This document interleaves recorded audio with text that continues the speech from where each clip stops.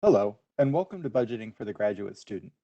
The information that we will be sharing is geared towards students who are inquiring as to how to establish a budget while in grad school, or for students who might be struggling to find enough income to make it through their education. Proper budget planning is essential to maximize your funds while focusing on your academics. The next slides will give you some tips to consider in your budgeting plan. Your educational journey is unique to you. While there are some similarities, not everyone has the same background, resources, or assistance. Some factors that ought to be considered. Will you apply for financial aid? What type of financial aid will you be awarded?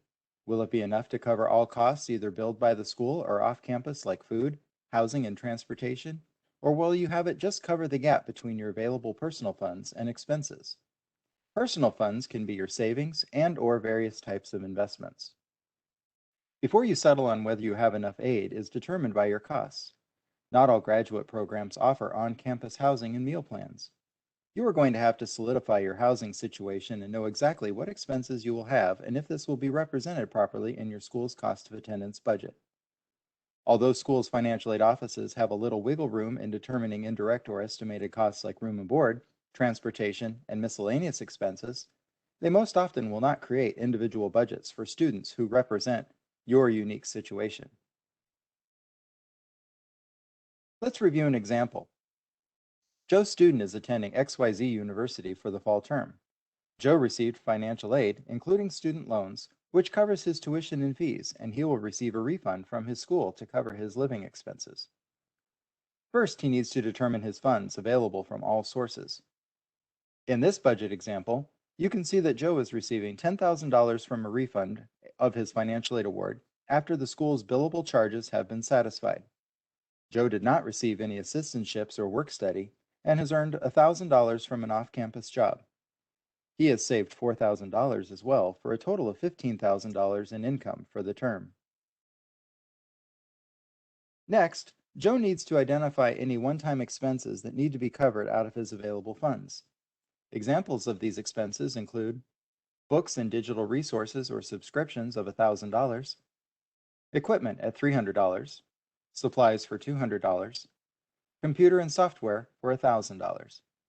These one-time expenses for the term total $2,500. Depending upon your, or in this case Joe's, course of study, these one-time term expenses can sometimes occur in the future terms depending upon course offerings, instructor-required materials, and advancements in curriculum for ever-changing fields of study.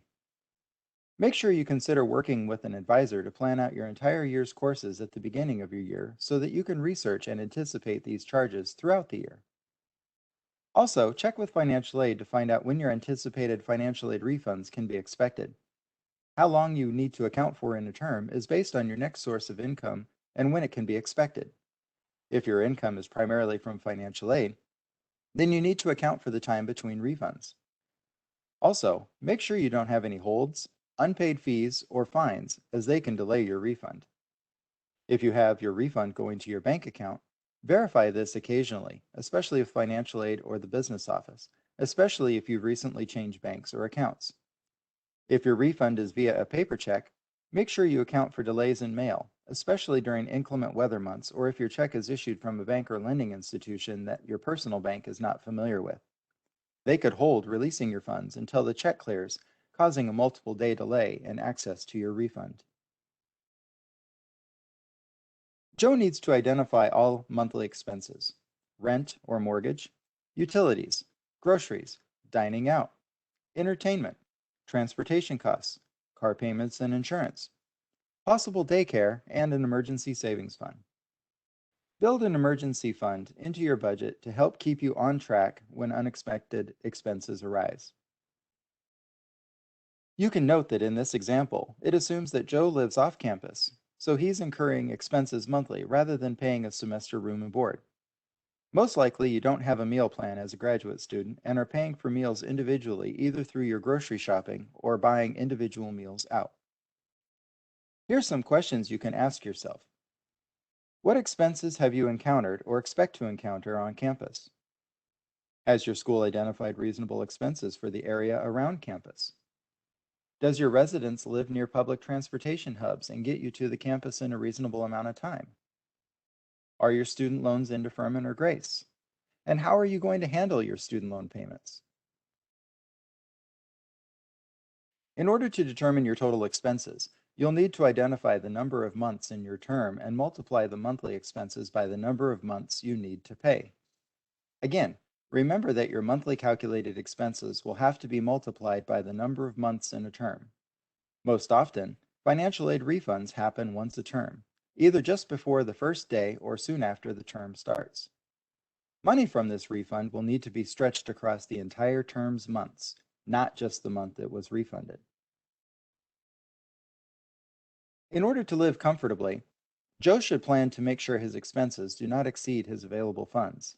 If it does, Joe needs to go back and reduce his expenses. This may seem remedial, but if expenses are exceeding available funds, a modification will need to be calculated, or more funds will have to be found. So, a way to analyze where you can find some expense savings is by doing a deeper dive into your lifestyle. Break down the items that fall within the expenses outlined previously. Break them into needs and wants. There will be easy needs outlined, like educational needs and basic living needs. But be truthful in your determination of a need. Ask yourself, maybe, some might be a want. This sounds simple. However, as our lifestyle adapts to certain perks we can give ourselves, our mindset can start to believe that these perks are needs. This is a time for a truthful conversation about what you can temporarily live without or reduce down to a manageable indulgence. Here's a breakdown on one of the most common wants that is typically perceived as a need. In general terms, we're analyzing a premium coffee house purchase of $5 a day. Over a work week, this is $25, and over a month, it's $100. The same term of 5 months from our previous example demonstrates an expense of $500 that needs to be accounted and budgeted for. Is this extra $100 for coffee budgeted monthly in your expenses?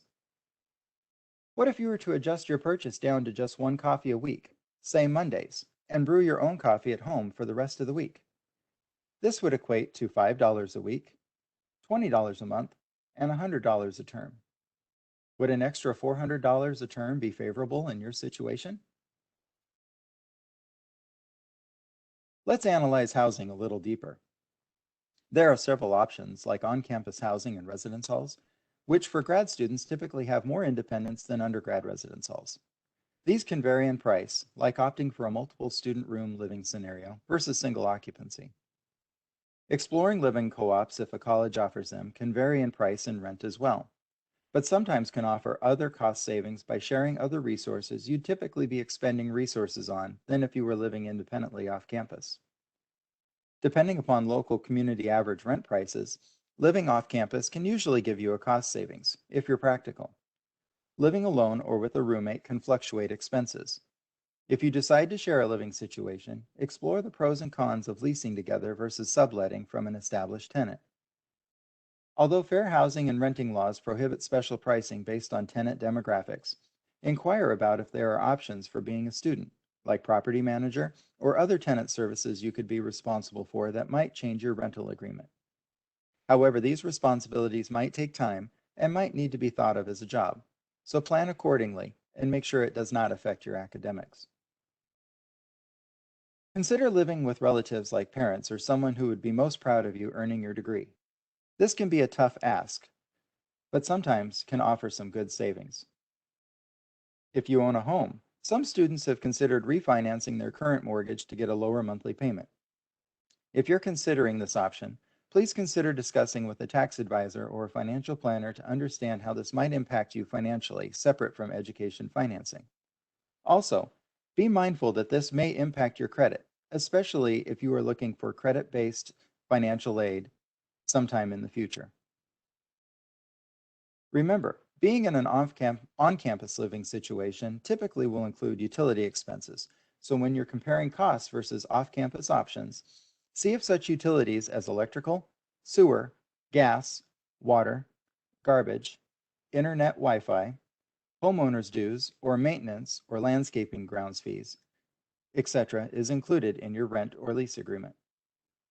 Also, very important, If you are in a degree program that does not require you to attend year-round, plan on how you're going to cover the months of rent and other expenses while not in school. You may have to adjust your budget to account for 6 months during a term, with only 5 of those having academic curriculum. Other ways to adjust your expenses downward are to change your dining habits, like preparing at-home meals versus eating out. Be responsible while enjoying entertaining events like dinners, movies and theaters, or other higher cost enjoyment, which can sneak up the expenses if not properly planned and budgeted for. Getting back to our example, Joe has opted to work on changing his housing situation, dining out, and entertainment expenses. Note, he has not done this by sacrificing his emergency fund allotment. Again, it's important to have some emergency savings. Try not to just cut out this important savings to make your budget balance. You can see in our example that Joe has found an option to his living situation, saving $200 a month. He has also found some savings by adjusting down his eating habits, $100, from relying on fast food choices to preparing more at-home meals, and reduced his entertainment habits by $200, presumptively by choosing more efficient entertainment, let's say by watching movies from a free streaming service instead of in a theater, and enjoying parks instead of a paid-for concert. So how did we do? You can see here now that Joe's in-school budget balances and with proper planning has identified his expenses to make sure his income is enough to cover them. He also has a built-in $200 emergency savings for anything unexpected.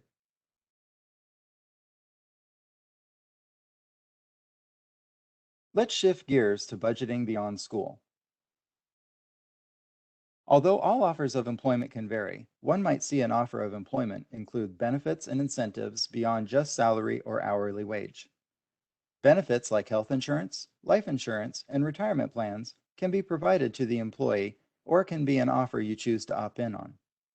Additional benefits or incentives like signing bonus and moving expenses might be a one-time offer upon initial employment. If you happen to be seeking employment on a per diem or per day, as some in the healthcare field might be presented with as an employment option, the potential for extra salary or higher hourly wage may be greater. However, typically, benefits and incentives are not available under per diem employment. It might be prudent to calculate what you would be earning under your benefits and incentives as income to see what you'd be earning under a per diem mile.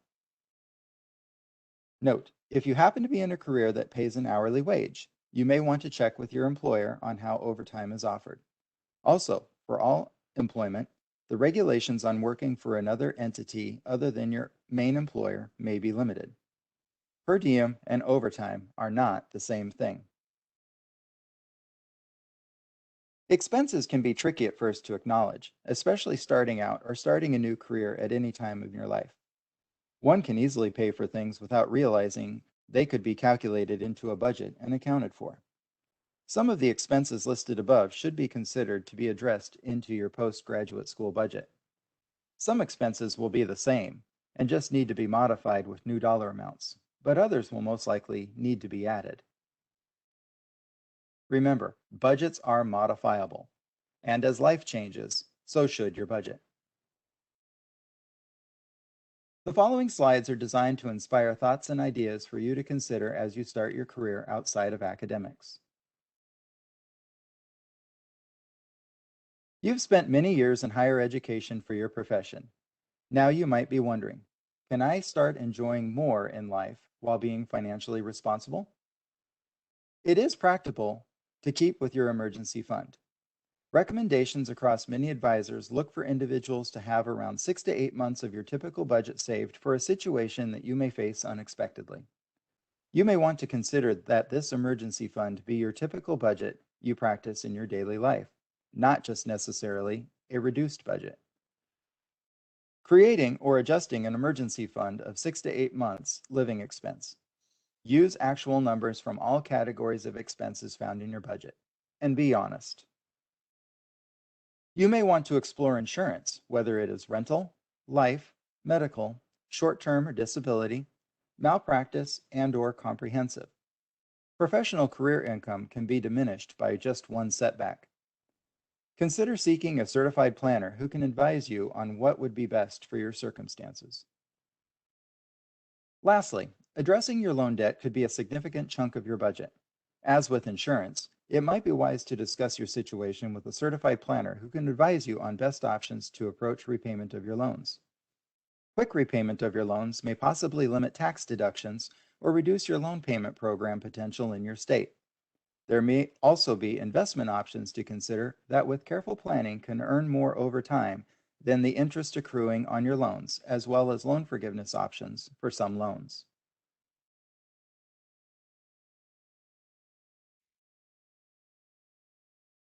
When securing your living situation after graduate school, see if you are still able to live at home or maybe a relative that is close to your location for a period of time, as this can help you identify any change in budget items you now have to need to account for.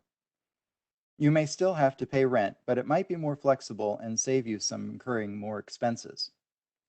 It still might be a consideration if it offers cost savings and allows you to tackle budget expenses better.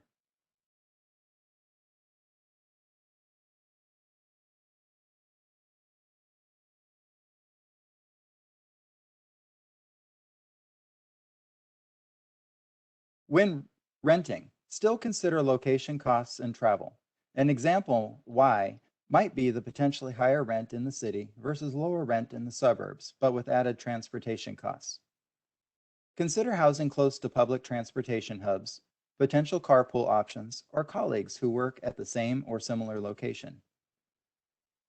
As for roommates, they don't have to be colleagues or those that work within the same profession, but similar interest and coordinating work schedules can make living more adaptable. Consider using online real estate tools to compare costs such as price per square foot, average utilities, taxes, deposit and fees, school districts, home values, as well as homeowners association fees, among other things. The average professional can work over 40 plus years before retirement. Consider maximizing any retirement or savings plans as early as you can. Start practical. You may want to research mutual funds, Roth IRAs, 401ks, or 403bs. These can be offered through an employer or implemented by yourself. You've been saving or maintaining your emergency fund. Continue using this budgeting tactic and create a new retirement entry into your expenses worksheet. Tax deferred benefits through qualifying investment programs can boost your savings. Check with your employer if this is possible. Diversify your portfolio. It helps protect you by investing in a multitude of strategies. It also helps protect you in times of decline. Ask your advisor or financial planner about focusing on estimated retirement date or important milestones where you may want to utilize funds. This too helps better diversify your portfolio based on your plan. And also, be aware of broker fees, commissions, loads, and costs. Many aspects of investing can be done by yourself once learned. The Rule of 72 is a general investing concept to help you generally understand how compounding interest can help you when you are able to save money. It is an easy rule of thumb for approximation. It's not a solid determinant for financial investing. To be a bit more accurate, increase or decrease the rule by 1 for every 3 percentage points the interest rate differs from 8%. Some things to consider that is not necessarily addressed in this rule can be downturns in the market, investing fees, and potential withdrawals. Note, Sallie Mae is not advising nor promoting any strategy. Below is a list of widely advertised points to consider. Consultation with a certified business planner or financial planner is suggested. The focus on this slide is to talk about extending credit limits for future purchasing power just out of graduate school. As new professionals start work in their respective careers, they may not have credit limits that are respective of their earning potential. As time moves on, lenders may or may not extend credit limits on their own. This is not being mentioned as an excuse to increase your debt. Only you will know if you can handle the responsibility of credit. The intention of this information is to give you some ideas as to how credit limits can possibly benefit you in terms of better credit score and thus better rates on financial products for personal use like mortgages or emergencies not planned for in your budget, or business use for rent or lease space and equipment. By asking for an extension of credit limit, this may assist you in qualifying for better rates on future lending, as well as a better credit score and buying power, respective of your degree. Credit utilization is an important consideration when using credit. It sometimes limits or decreases your options. It can alter your interest rates offered on many financial products positively or negatively, depending upon the percentage used. As mentioned previously, any earned benefits of having a more favorable credit utilization percentage can be negated if you carry more debt due to having a higher limit. If you feel this might be a temptation, don't chance it or seek advice on whether this is something you should do. What needs to be considered when purchasing material items like a premium car? Although you may feel like your years of monetary sacrifice during your education years have earned you the right to buy something respective of your new career, the hidden costs to support this purchase need some consideration as well. Some thoughts to consider are: have you planned for the interest on the loan? Have you planned for the insurance? Have you planned for the maintenance? Have you planned for the increase in taxes and/or licensing and registration? Have you planned for the depreciation? And here's a personal question. Have you planned for what you're going to do when your friend or colleague purchases a car nicer than yours?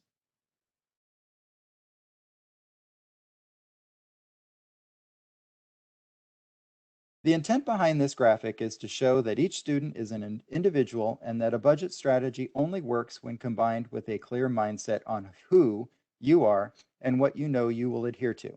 If you know you want the best and newest of everything, there is going to be a back-end sacrifice potentially that you will need to prepare for. In this example, it is to demonstrate that buying things out of emotion and desire to represent a lifestyle outside of your earning potential can lead to future issues like not enough money saved for emergencies, retirement, career change, or downturns in the economy.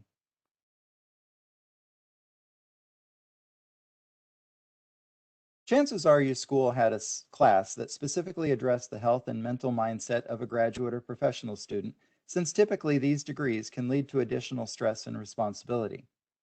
Many medical or health profession schools, law, and business schools address this as an integral component of future success. Along with physical wellness, a mental wellness plan is something to maintain or consider as well. With all the struggles a professional career can present along the way, day-to-day challenges we face personally or within a community, how you integrate your ability to conduct well thought out decisions is important. You may want to consider the idea that a balanced personal mindset focus is crucial to be able to logically create and manage a budget, expenditures, future investing, work-life balance, among other things.